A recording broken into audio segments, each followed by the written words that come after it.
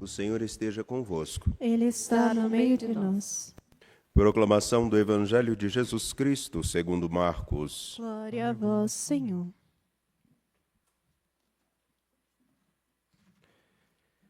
Naquele tempo, chamou Jesus a multidão com seus discípulos e disse: Se alguém me quer seguir, renuncie a si mesmo, tome a sua cruz e me siga.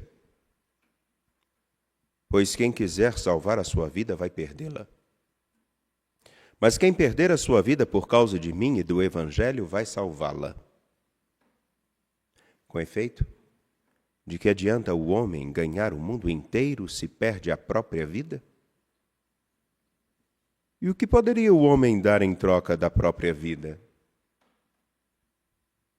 Se alguém se envergonhar de mim e das minhas palavras, diante dessa geração adúltera e pecadora, também o Filho do Homem se envergonhará dele quando vier na glória do seu Pai com seus anjos e santos.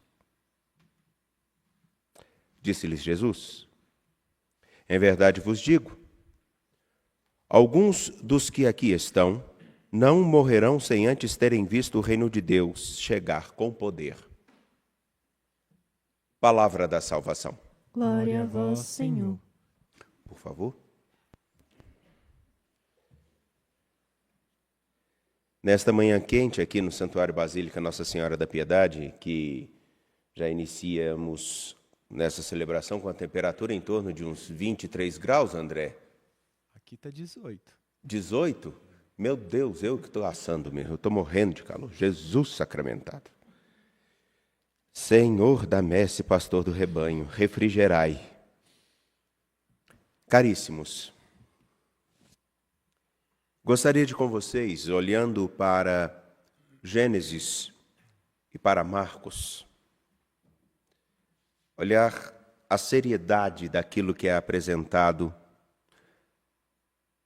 na oração que fizemos logo no início desta celebração, chamada oração do dia, ou antigamente também coleta.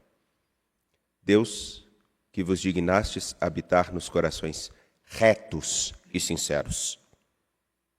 Tem sido, ao longo dessa semana, uma constante em nossas reflexões. A retidão nada tem a ver com uniformidade. E sinceridade não tem nada a ver com falar somente o que se pensa. Entendamos. Toda uniformidade, todo grupo que só pensa a mesma coisa e todos da mesma forma, tem um problema. Todo grupo. E nós vivemos um tempo onde existem grupos e guetos uniformes ou tendem a ser uniformes num tipo de reflexão política, religiosa, social. Por isso que grandes grupos como esses terminam com o sufixo da palavra ismo. Feminismo, machismo, comunismo, liberalismo. Quer dizer que é um vício. É voltado somente para aquele tipo de reflexão e volta-se somente para ele e alimenta-se somente daquilo. Lembremos-nos que teve um outro ismo muito sério, chamado nazismo.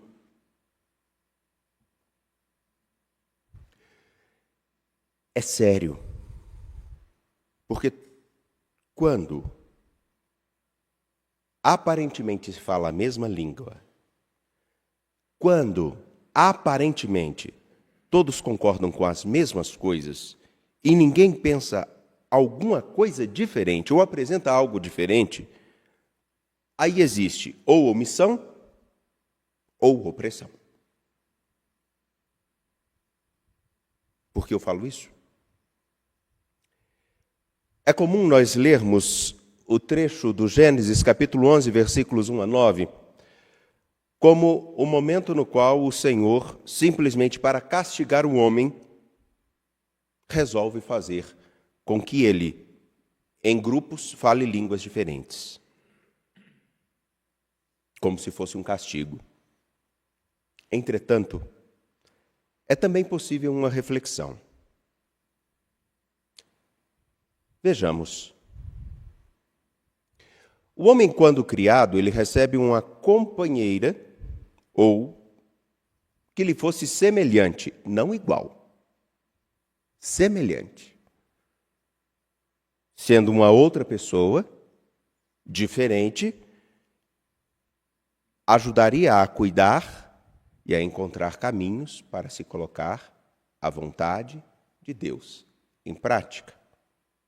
Essa seria da mesma carne, mas não seria igual. Teria suas diferenças, não só físicas, mas também de compreensão da vida. E as mulheres conseguem olhar a vida de um jeito bem diferente de nós homens, mas muito diferente. Eu sei porque eu tenho 3 em casa, minha mãe e minhas 2 irmãs. Nós, os outros 3 homens, meu irmão, meu pai e eu, também pensamos muita coisa diferente. Quando nós sentamos para conversar, é muito bom. Entretanto, tem sempre uma visão diferente das coisas. Percebamos, o projeto original de nosso Deus não é a uniformidade, mas ter o Senhor como centro da vida e da história e colaborar com Ele para que o seu sonho se realize, que os seres humanos estejam com Ele. Agora, na narrativa do Gênesis, capítulo 11, versículos 1 a 9, nós vemos uma coisa interessante. Percebamos, os homens entram numa planície, todos por igual, mesmo nível. Nessa planície, eles têm a grande intuição. Vamos fazer tijolos e vamos cozê-los ao fogo. E é dito no versículo 3, uma coisa interessante, 3b, usamos tijolos em vez de pedra e betume em lugar de argamassa. O que é mais resistente? Pedra ou tijolo?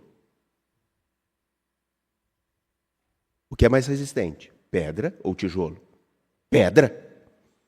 O que é melhor, betume, barro ou argamassa? Argamassa. Vejam que coisa mais fabulosa.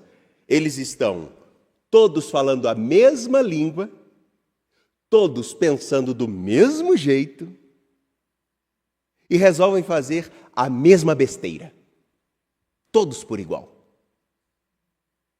Uniformemente, vamos fazer, ao invés de usar pedras, vamos usar tijolos. Ao invés de argamassa, vamos construir com barro. Obviamente, isso vai cair. Nessa perspectiva que quero trazer, todos uniformemente pensam no mesmo horizonte, têm o mesmo objetivo. Serem conhecidos como grandes, construírem uma torre bem alta, mas já na base da intenção está a condenação à ruína. Será que ninguém poderia, quando tem alguém com sã consciência que é comprometida e vê que alguma coisa vai dar errado, ela vai dizer o seguinte: não vai prestar. Faz assim que é melhor. E, na verdade, eu até prefiro quem é honesto ao dizer que não concorda com determinado caminho e apresenta os erros. E graças a Deus, tenho pessoas que trabalham comigo e que são assim, comprometidas e apresentam um horizonte diferente, fazem sempre um contraponto que não é oposição, é dizer, vamos aprofundar a nossa reflexão porque corre-se risco. E quando se fecha o horizonte, estão conosco para construir esse caminho. Graças a Deus, os padres que trabalham comigo nessa reitoria, assim o são. Ponderar e apresentar um caminho diferente não é se opor. É pelo contrário. É comprometer-se em fazer com que a coisa dê certo. Mas a uniformidade desses homens os impede de, assim, conceber um horizonte diferente. Tudo porque eles colocam o interesse como centro, o interesse é que eles sejam grandes. A mesma tentação que o primeiro homem e a primeira mulher caem, que é o quê? Se comerem da árvore, do fruto do conhecimento do bem e do mal, sereis como Deus. A mesma história se repete. Por que o Senhor os divide? Não porque quer condená-los à incompreensão. É porque uma língua diferente implica em formas de ver a vida, de falar das coisas de maneiras diferentes. Para ficar claro, o significado de rapariga no sul do país, do Brasil, é diferente de rapariga no Nordeste. Bem diferente. Um é ofensa no Nordeste. No sul, é quase um elogio. Porque é menina moça, pequena, jovem. A língua diferente para que os homens possam não viver numa uniformidade burra.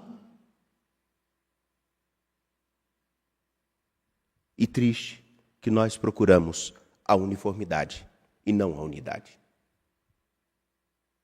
A uniformidade significa todos ipsis literis, pensando e agindo da mesma forma. A unidade não. É todos comprometidos com o mesmo objetivo. Anunciamos o Evangelho de formas diferentes.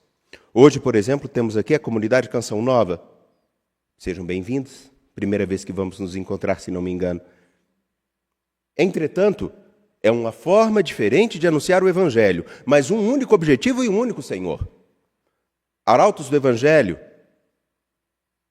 aqueles que estão em comunidades eclesiais de base, aqueles que estão no norte do país, no sul do país.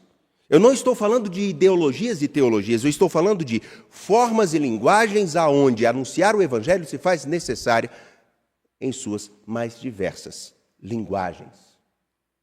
Não podemos pensar que anunciar o Evangelho aqui e fazer com que o Senhor seja conhecido em Minas Gerais será a mesma forma que nós anunciaremos o Evangelho na Itália, em Portugal, na Espanha, na Holanda.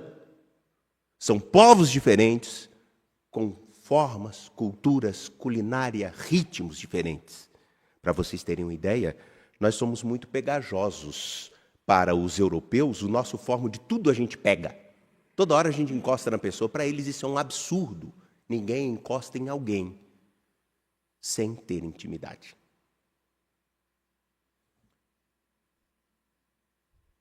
O Senhor quer-nos unidos a Ele, seguindo a Ele.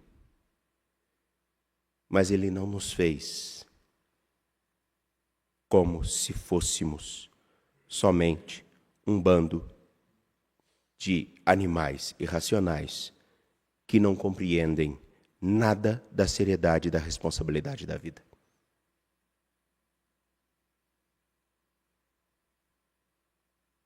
Daí, parece estranho essa fala, mas não é.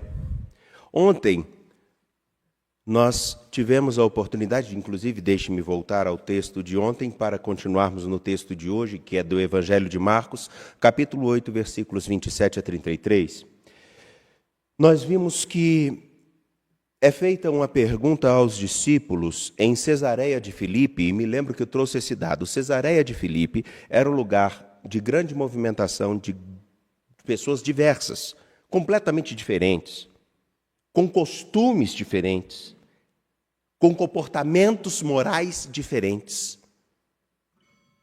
Pessoas diferentes, comportamentos diferentes, com formas de compreensão da vida bem diferentes, e que poderiam falar qualquer coisa sobre Jesus. Como hoje existem muitos que falam sobre Jesus de todo tipo de coisa, em toda forma possível. Até aqueles que vão alegar que Jesus é somente uma figura inspiradora, não Deus. Um poeta, Inclusive, um teólogo já falecido chega a dizer isso numa de suas conferências, que o Evangelho seria uma boa poesia. E poesia agrada ao coração, mas não tem muita implicação. E ao perguntar aos seus discípulos, e vocês quem dizem que eu sou? Jesus está só fazendo um questionamento. Diante de tudo que os outros falam, o que eu sou para vocês? E cada um precisa encontrar essa resposta. O que Jesus é para mim e na minha vida?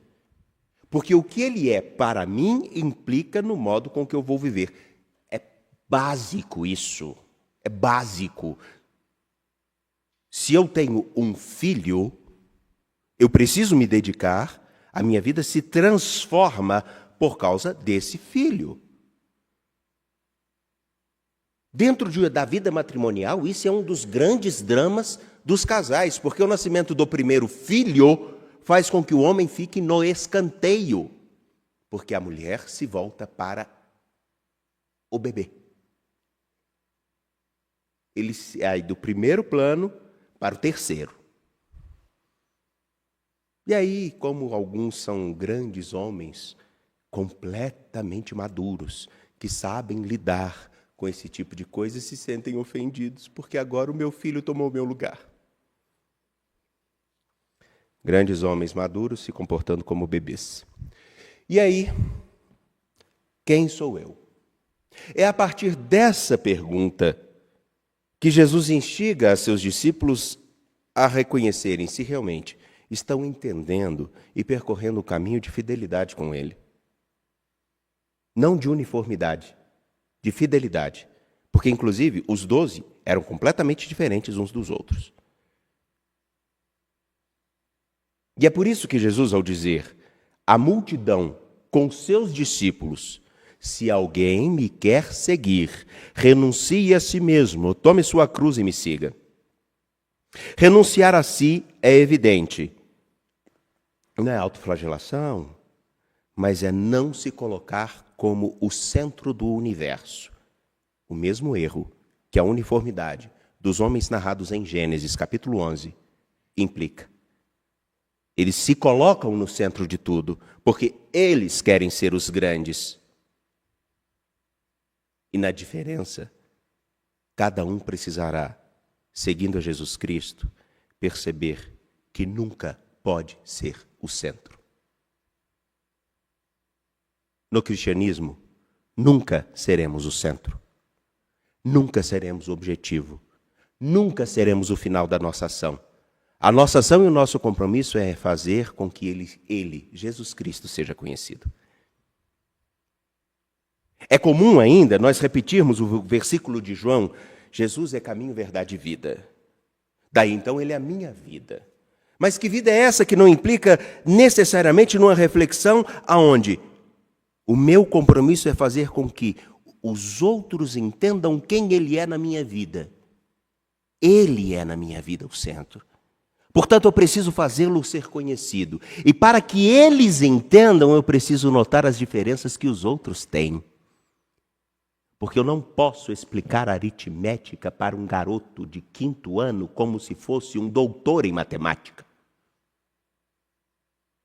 É insano. Apresentar Jesus Cristo significa ter a capacidade de, sabendo quem Ele é, construir um edifício, pouco a pouco, na solidez da rocha, que é o próprio Cristo, e dizer: Ele é esse que faz isso, isso na minha vida. Para dar um exemplo, era seminarista ainda, no primeiro ano de seminário, e uma garotinha de 4 anos me fez uma pergunta bem simples, muito simples. Eu acredito que todos aqui vão conseguir responder para uma garota de 4 anos. Wagner, por que Jesus ressuscitou? Você explica? Para que ela entenda.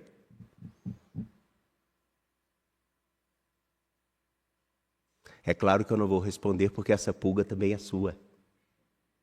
Porque se você não sabe dizer quais as razões de seguir a Jesus Cristo, por que se dizer cristão?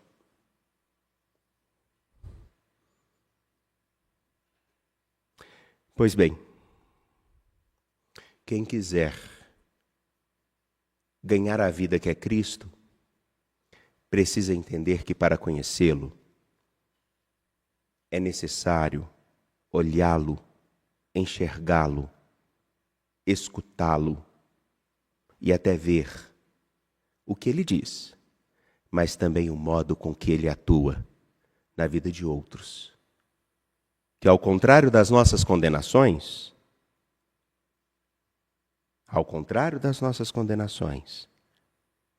podem nos ensinar inclusive com seus erros. Eis o grande problema da uniformidade. Porque a uniformidade exige que todos estejam do mesmo modo, com a mesma roupa. A unidade não. A senhora gosta do verde? Eu gosto do amarelo. Mas isso não significa que o preto seja ruim. Conforme o modo com o qual assumimos a obra de participar da criação de Deus e da sua salvação para os homens, percebemos que todos nós temos muito a contribuir. Mas talvez só não fazemos com que ele seja conhecido ainda adequadamente, porque nós queremos que todos sejam iguais. E não que todos sejam um.